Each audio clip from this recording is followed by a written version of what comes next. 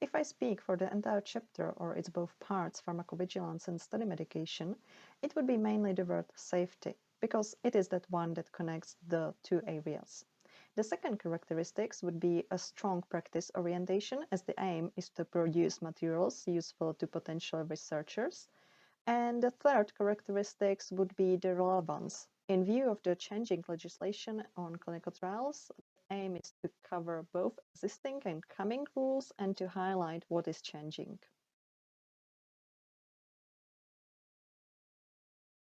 This chapter is a must-have item, or in this case, a must-read. Fulfilling pharmacovigilance requirements is the legislative duty of every healthcare professional. Reading this chapter will help you to avoid trouble. It is sometimes mistakenly believed that pharmacovigilance refers only to testing new drugs in clinical trials. Big mistake.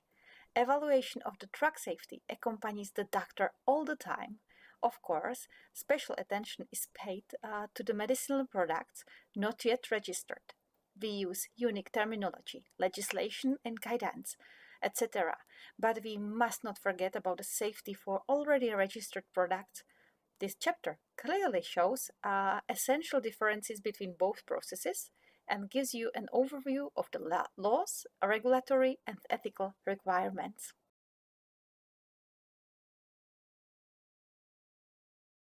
The drug is a key component of most studies, not only investigator-initiated trials, and its quality and correct use directly affect the safety of the subjects enrolled, but it is also critical to the results of the study. The chapter illustrates the pathway of the study medication to the patient and possibly back, which itself may be useful information for researchers who do not have their own experience in healthcare facility. The chapter also explains the regulatory requirements, gives examples of the documents needed, and explains who is responsible for what and why this or that is done.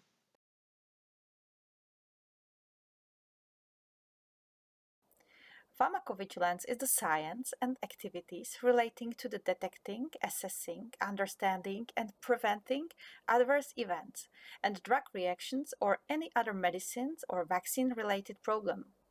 You are expected to know about national and European medicine agencies as a regulatory authority for this issue and basic definitions of adverse events, serious adverse events, USARs, etc. Logical and critical thinking is wanted and needed.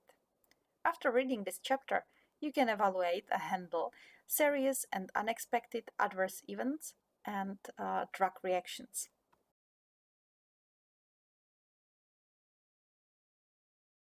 From my point of view, the ability to make perfect documentation and the adherence to manuals and instructions are essential.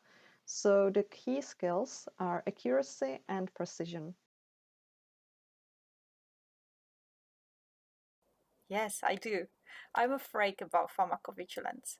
Well, it's only one tool to ensure safe drugs for the future. I have experience with reporting adverse drug reactions and serious adverse drug reaction as a patient. However, I have experience setting up the pharmacovigilance processes in clinical trials, and I assist physicians with evaluation adverse events in clinical trials. I'm prepared to share with you during our pilot lecture Let Lessons. My background is pharmacy, so yes, I have some personal experience with handling the study medication.